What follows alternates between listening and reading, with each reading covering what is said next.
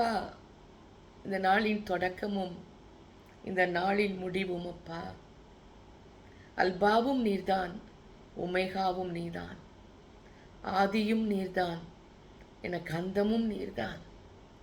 உமது கரத்திலே எங்களை தாழ்த்தி ஒப்படைக்கிறோம். இந்த நாள் மிகுந்த ஆசீர்வாதத்தின் நாளாய் மாறட்டும். இயேசுவின் கரத்தில் கொடுக்கிறோம் பிதாவே. ஆமென். God bless you. கர்த்தர் நல்லவர்.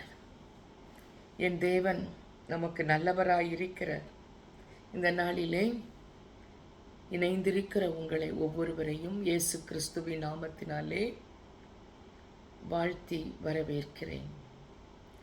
இந்த நேரத்தில் நாம் வேதத்தை அறிந்து கொள்வதற்காக வந்திருக்கிறோம். அதாவது உங்கள் வேத புத்தகத்தை நீங்கள் எடுத்துக்கொள்ள வேண்டும். ரோமர் புத்தகம் 4வது அதிகாரத்திலிருந்து நாம் வாசித்து கொண்டிருக்கிறோம், தியானித்து கொண்டிருக்கிறோம். இன்றைக்கும் கர்த்தர் உங்களுக்கு அந்த கிருபையை கொடுப்பாராக. எல்லாரும் வேதத்தை எடுத்துக்கொள்ளலாம். ரோமர் புத்தகம் 4வது அதிகாரத்தை நீங்கள் எடுத்துக்கொள்ளுங்கள். கடந்த நாட்களிலே அந்த ரட்சிப்பின் திட்டத்தை குறித்து ரோமர் 4வது வசனத்தை நாம் தியானித்தோம். கிரியைக்கும் விசுவாசத்திற்கும் உள்ள வித்தியாசம், வேறுபாடை கர்த்தர் நமக்கு கற்றுக் கொடுத்தார். ஒருவன் தன்னுடைய வாழ்க்கையிலே தேவனுக்காக கிரியை செய்கிறான் என்றால் அதற்கு கூலியும் சம்பாத்தியத்தையும் பெறுவது நியாயம் என்று, அது பெறும்போது ஆண்டவரே அதை நமக்கு தர நாம் தகுதி அடைய வேண்டும் என்பதை பார்த்தோம். ஆகவே இந்நாட்களில் உண்மையாகவே ஆவியானவருக்கு ஊழியம் செய்யும்போது, கர்த்தருக்காய் ஊழியம் செய்யும்போது தேவன் அதற்கேற்ற கிரியைகளை நமக்கு செய்வார். ஆகவே நீங்கள் பயப்பட வேண்டாம். உலகத்திற்கு ஊழியம் செய்யும்போது கர்த்தர் எப்படியெல்லாம் அந்த கூலியை கொடுக்கிறாரோ அதை போல அதற்கு மேற்பட்ட விதத்தில் நாம் கர்த்தருக்காய் நம்மளை அர்ப்பணித்து வாழும்போது அதனுடைய பிரதிபலனை நாம் பார்ப்பது உண்மைதான். இப்பொழுது 4வது அதிகாரம் 5வது வசனத்தை பார்க்கலாம். ஒருவன் கிரியை செய்யாமல் பாவியை நீதிமானாக்குகிறதிடத்தில் விசுவாசம் வைக்கிறதினாலே அவனுடைய விசுவாசமே அவனுக்கு நீதியாக எண்ணப்படும். அன்பானவர்களே, விசுவாசம் நீதியாக எண்ணப்படுகிறது. இந்த இடத்துல ஒருவன் நீதிமானாக வேண்டும். நான் துன்மார்க்கமாயிருக்கிறேன், நான் கர்த்தரை தேடவில்லை, கர்த்தருக்கு பிரியமில்லாததெல்லாம் செய்து கொண்டிருக்கிறேன் என்று அவன் மனசிலே உணர்த்தப்படுவானே ஆனால், அவன் மனசாட்சி வாதிக்குமே ஆனால், தனக்குத்தானே அந்த ரட்சிப்பை சம்பாதிக்க, தன்னை மாற்றி அமைக்க அவன் ஒரு தீர்மானத்தோடு அவன் ஒப்படைக்கப்பட வேண்டும். அவன்தான் முடிவெடுக்க வேண்டும். நான் சரியில்லை, என் வாழ்க்கை சரியில்லை, நான் செய்வது யாருக்குமே பிடித்தமில்லை, நான் தவறானதை செய்கிறேன், எனக்கு ஒரு ரட்சிப்பு வேணும், நான் வாழணும், நான் நல்லா ஆகணும், எனக்கு எப்படியாவது நான் முயற்சி எடுக்கிறேன் என்று சொல்லி அவன்தான் முயற்சி எடுக்க வேண்டும். ஏனென்றால் இது மற்றவர்கள் ஃபோர்ஸ் பண்ணி செய்கிற காரியம் அல்ல. அவனே தன்னை கொண்டு வர வேண்டும். அவனே தன் மனதை ஒப்படைக்க வேண்டும். அவனே தனக்குள்ளே நினைக்க வேண்டும், என்னிடத்துல நல்ல காரியம் ஒன்றுமே இல்லையே, எனக்கு மேன்மையான காரியம் ஒன்றுமே இல்லையே அப்படின்னு அவன் நான் செய்கிற வேலை, நான் செய்கிற உழைப்பு எல்லாமே என் தேவனுக்காய் அர்ப்பணிக்கிறேன், என் தேவனுக்காய் நான் உழைப்பேன், என் தேவனுக்காய் வாழுவேன். அவன் தன்னை ஒப்பு கொடுக்க வேண்டும். அப்பொழுதுதான் விசுவாசம் நீதியாக எண்ணப்படும். அப்பொழுதுதான் விசுவாசம் நீதியாக எண்ணப்படும். அப்படிதான் ஆபிரகாம் இருந்தார். நான் விசுவாசிக்கிறது அவனுக்கு நீதியாக எண்ணப்பட்டது. ஆண்டவர் சொல்லிட்டாரு, அவ்வளோதான். கர்த்தரிடத்துல நான் விக்கிரக ஆராதனை செய்து கொண்டிருந்த என்ன கர்த்தர் தெரிந்து கொண்டார். நான் அதிலிருந்து வெளியே உண்மையான மெய் தேவனை நான் தொழுது கொள்ளுவேன். இப்படியாக ஒருவர் நினைப்பார்களே ஆனால் நிச்சயமாகவே யாரும் அறியாத உன்னை நன்றாய் அறிந்து தேடி வந்த நல்ல நேசரே, யாரும் அறியாத என்னை தேடி வந்த நேசரை நினைத்தின நல்ல தெய்வமே, உம் அழகான கண்கள் என்னை கண்டதாலே முடிந்ததென்று நினைத்த நான் உயிர் வாழ்கின்றேன். தூக்கி எறியப்பட்ட என்னை வேண்டுமென்று சொல்லி சேர்த்து கொண்ட நல்ல நேசரே, உம் அழகான கண்கள் என்னை கண்டதாலே முடிந்ததென்று நினைத்த நான் உயிர் வாழ்கிறேன். எப்படிதான் இப்படி இருக்கோம்? எப்படி இன்னும் உயிரோடு இருக்கிறோம்? இவ்வளவு நடந்து உயிரோடு இருக்கிறோமா? அது எப்படி சாத்தியம்? அது யாராலையும் முடியாது. எப்படி? உங்கள் வாழ்க்கையில் இந்த வசனம் சொல்கிறது மாதிரி, அதாவது விசுவாசிக்கணும், அடுத்தால அதற்காக ஸ்டெப் எடுக்கணும். அதுக்காக ஸ்டெப் எடுக்கணும். 6வது வசனம், அந்தபடியே கிரியை இல்லாமல் தேவனாலே ஆனான் என்று எண்ணப்படுகிற மனுஷனுடைய பாத்திரத்தை காண்பிக்கும் பொருட்டு எவருடைய அக்கிரமங்கள் மன்னிக்கப்பட்டதோ, எவருடைய பாவங்கள் மூடப்பட்டதோ அவர்கள் பாக்கியவான்கள். அதாவது கிரியைகளின் மேல் நான் கிரியை செய்கிறேன், அதனால நீதிமானாக்கப்படுறேன், அதுலேயே கான்சன்ட்ரேட் பண்ணாமல் நம்முடைய லைஃப்பில் நம்ம எப்படி இருக்கணும் அப்படின்னா, நம்ம அவர் கரத்தில் ஒப்பு கொடுக்கணும். எப்படின்னா, அவருக்கு ஏற்ற ஒரு பலியாக நம்ம ஒப்பு கொடுக்கும்போது அவர் நம்மளை ஏற்றுக்கொள்ளணும். அதாவது நம்ம எவ்வளோ பெரிய பாவியாக இருந்தாலும் நம்ம ஒப்பு கொடுக்கும்போது என் தேவன் நம்மளை ஏற்றுக்கொள்ளணும். அதாவது பவுலும் தாவீதும் உடைய அனுபவம் மாதிரி, தாவீதின் அனுபவம் மாதிரி எப்படி ஆபிரகாமை பார்த்து எப்படி தாவீது தன்னை மாற்றிக்கொண்டார். அதாவது ஒருவனுடைய சொந்தத்தில் மனசுக்குள்ள இருந்து ஒரு கிரியை வெளிப்படணும். சங்கீதம் 32:1-2 சொல்லுகிறது, எவனுடைய மீறுதல் மன்னிக்கப்பட்டதோ, எவனுடைய பாவம் மூடப்பட்டதோ அவன் பாக்கியவான். அப்போனா ஒருத்தன் மனசுக்குள்ள ஒரு சேஞ்ச் வந்தாதான் அவன் பாவம் மன்னிக்கப்படுகிறது. அவன் சும்மா என் பாவத்தை மன்னியும், நான் அப்படி பண்ணிட்டேன் இப்படி பண்ணிட்டேன், உங்கள் ரத்தத்தினால கழுவும், சாதாரண ஒரு ஜபத்தின் ஒரு கிரியை அல்ல.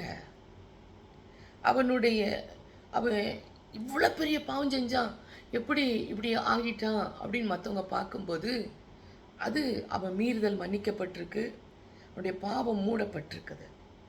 இது யார் செஞ்சா? ஏசப்பாவின் கல்வாரி ரத்தம் அதை மன்னிச்சிருக்கு, அவனை மன்னிச்சிருக்கிறார். அவர் ரத்தத்தினால அவனை மூடி இருக்கார். பாவம் வெளியே தெரியாதபடி ஒரு கழுவப்பட்ட ஒரு மனுஷனா ஆண்டவர் மூடிட்டுருக்கிறார். ரத்தம், அந்த ரத்தம் விலையேறப்பட்ட ரத்தம். எவருடைய அக்கிரமத்தை அவர் கர்த்தர் எண்ணாதிருக்கிறாரோ, ஆவியில் கபடமில்லாமல் இருக்கிறதோ, அதாவது அவன் பாக்கியவான். உங்கள் வாழ்க்கையில் நினச்சிக்கோங்க, நம்ம கிரியை செய்கிறனால, நான் ஊழியம் செய்கிறனால, நான் என்னை கர்த்தருக்காக ஒப்பு கொடுத்து கண்ட காரியத்தை செய்கிறனால ஆலயத்தில் வேலை செய்கிறனால, காணிக்கை செய்கிறனால, இதனால் உன் பாவம் மன்னிக்கப்படாது. பாவத்தை சுத்தம் செய்கிற இயேசு கிறிஸ்துவின் இரத்தத்தினால மட்டுமே அவர் சிந்தின இரத்தம் நம்ம மேலே விழுந்து நம் பாவத்தை கழுவி சுத்திகரிக்கப்படும் போது தான் நம்ம விடுதலையாக்கப்படுகிறோம். பழைய ஏற்பாட்டு காலத்தில் பலியிடுவாங்க. அவங்க செஞ்ச பாவத்தை அந்த பலியிடுற நிமித்தமாய் மூடப்பட்டிருக்கும். புதிய ஏற்பாட்டு காலத்தில் நம்ம இயேசுவே நமக்காக பலியானனால என்ன ஆகும்னா, அந்த ரத்தம் அவங்க பாவத்தை மூடி வச்சிருக்கிறாங்க. இங்கே சுத்தமாக கழுவப்படுகிறது. ஒரு கழுவப்பட்ட ஒரு வாழ்க்கை நம்ம வாழ்க்கையில், ஒரு கழுவப்பட்ட வாழ்க்கை.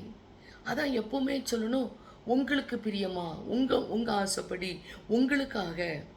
ஒரு மனுஷனுடைய ஜபம் எப்படி இருக்கணும்னா, என்னையே ஆண்டு மன்னிச்சிருவாரு, நான் அப்படி பண்ணிடுவேன், இப்படி பண்ணிடுவேன், அப்படி இல்லை. கிருபையாய் உகர்ந்த காணிக்கையாய்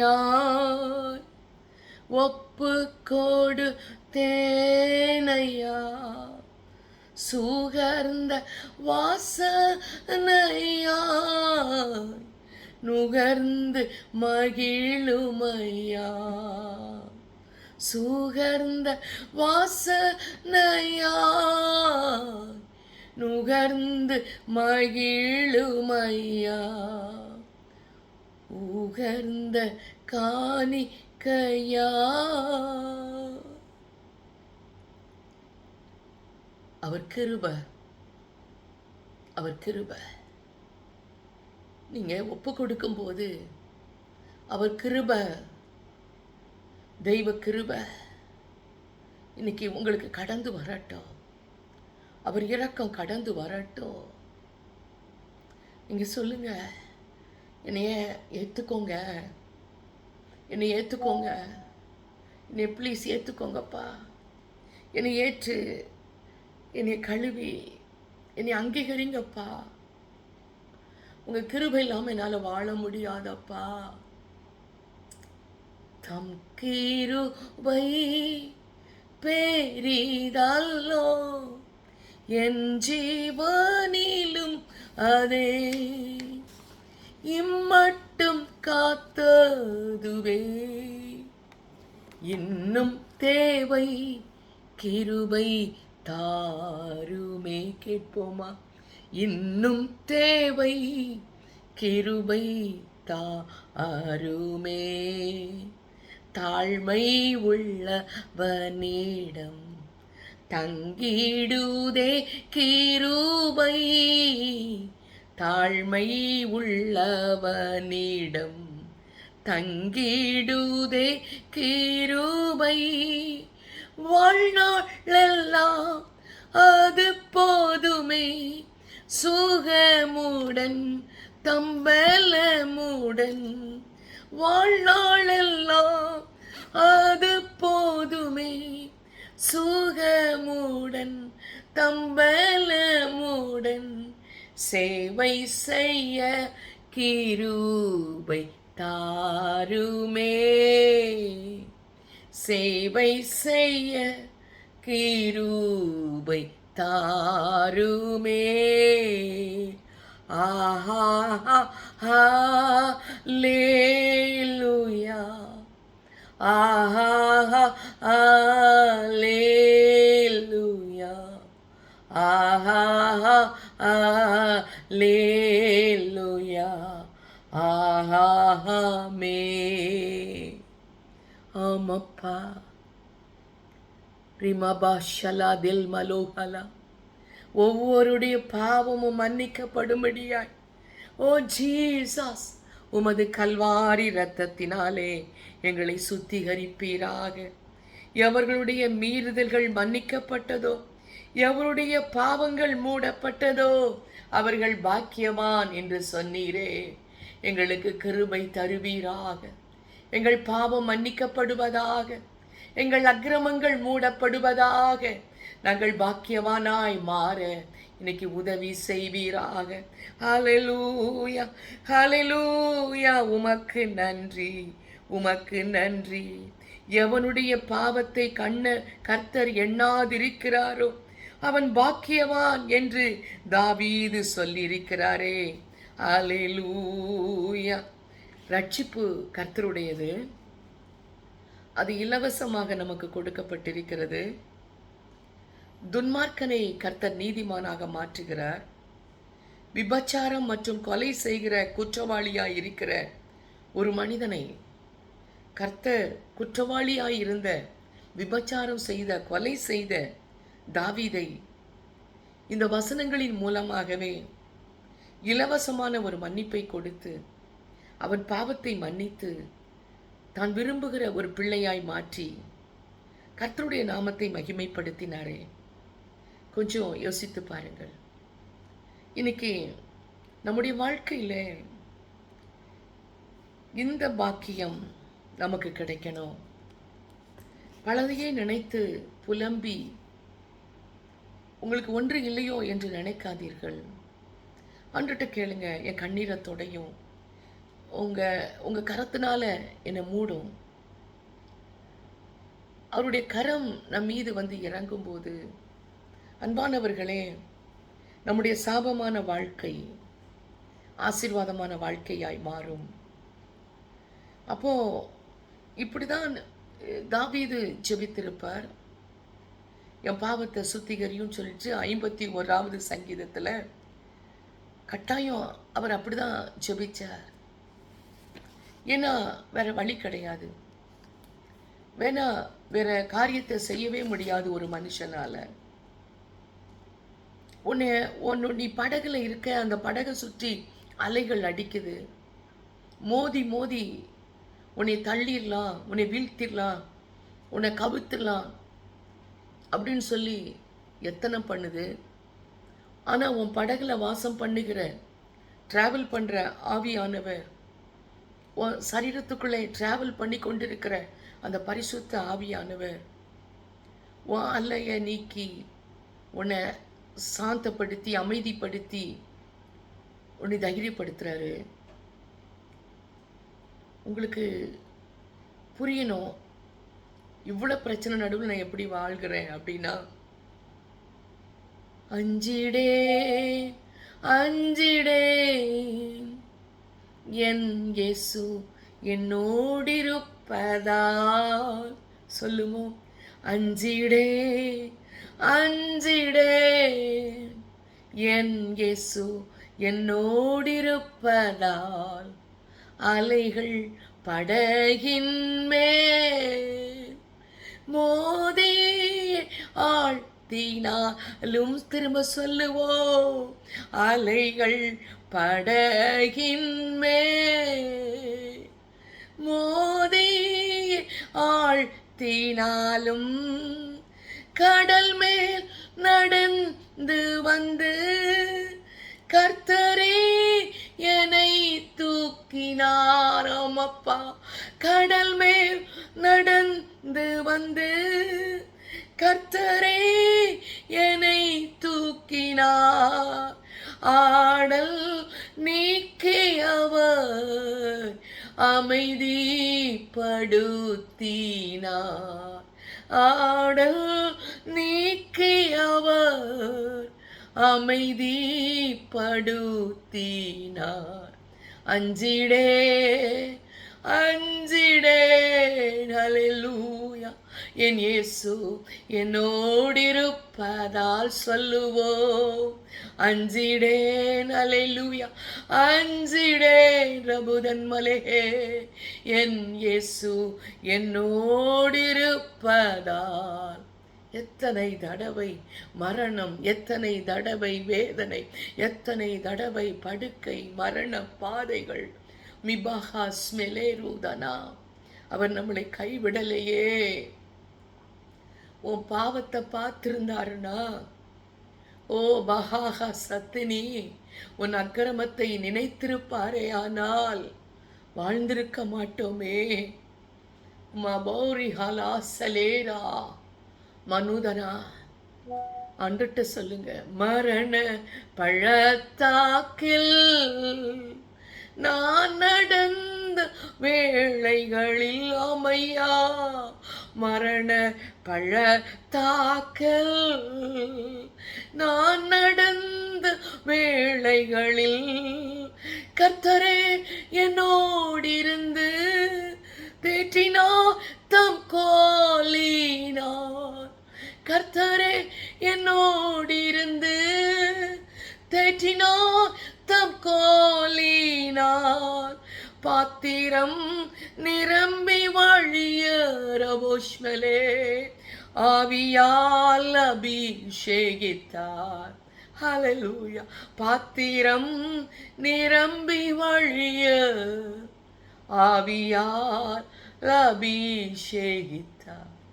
அஞ்சிடே அஞ்சிடே என் இயேசு என்னோடிருப்பதால். எல்லாரும் சொல்லுவோமா?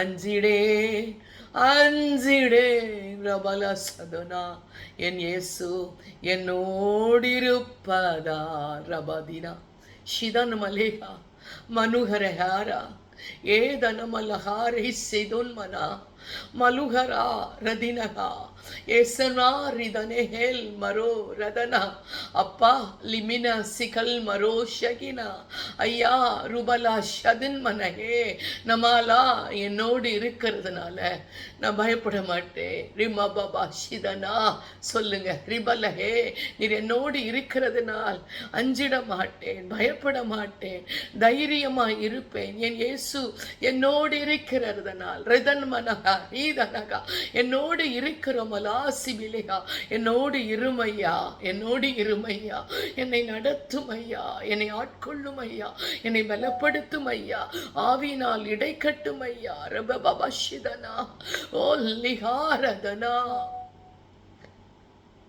எந்த சூழ்நிலையும் அவர் அன்பினின்று என்னை பிரிக்காது காத்து கொள்வார். நம்பிக்கையோடு சொல்லுங்களேன்.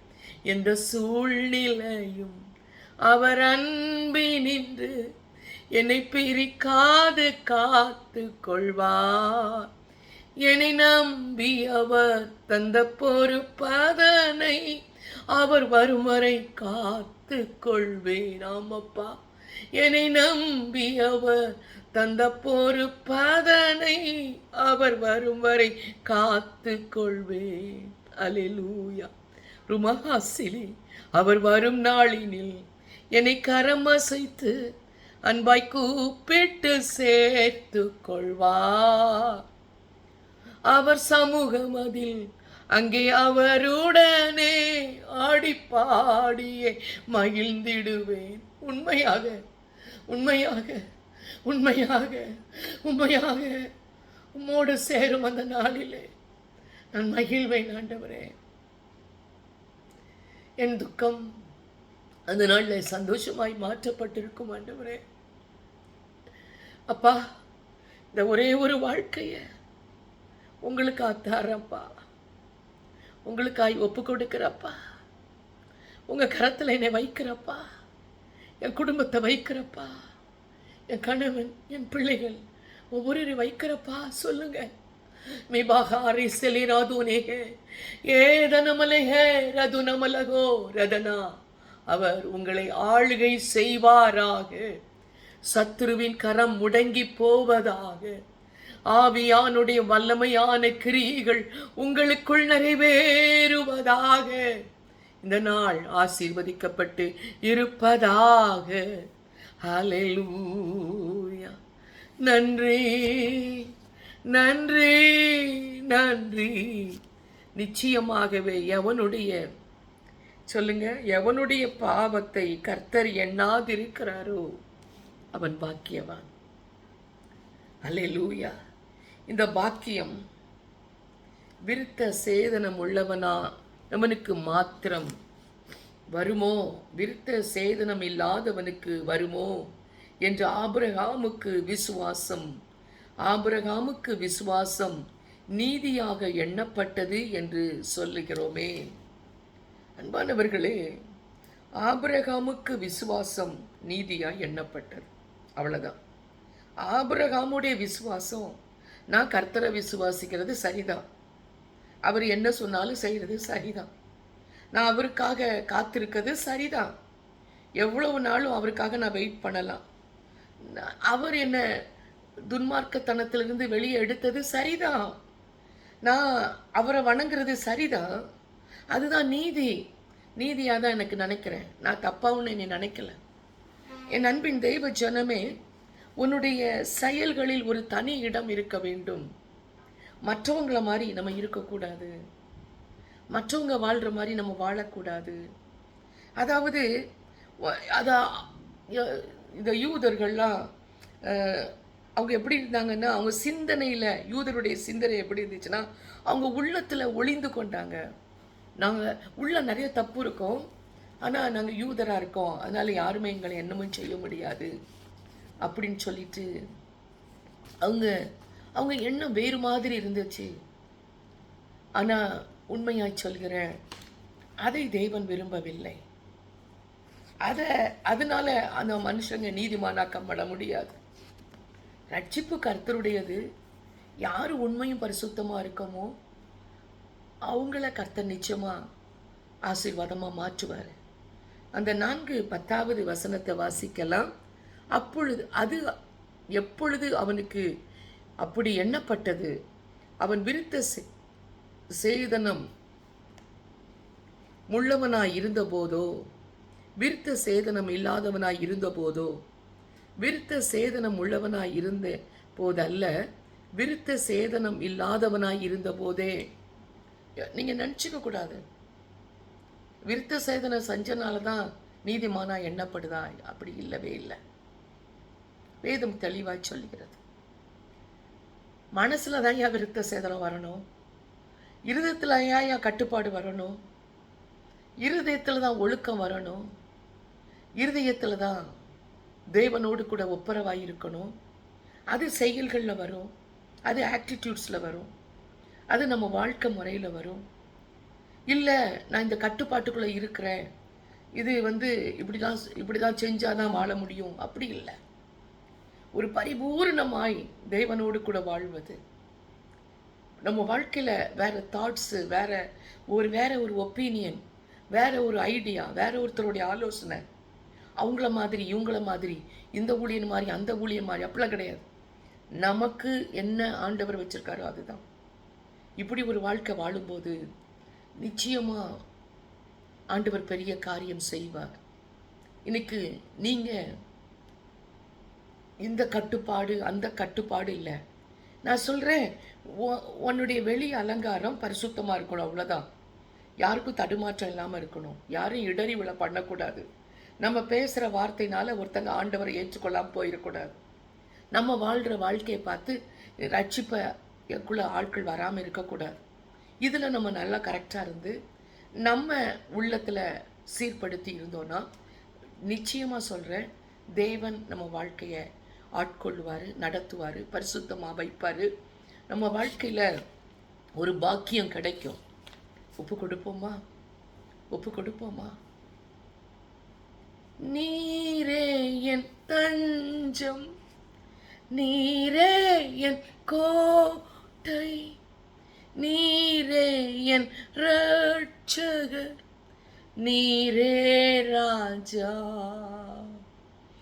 நீரே என் தஞ்சம், நீரே என் கோட்டை, நீரே என் ரட்சகர், நீரே ராஜா.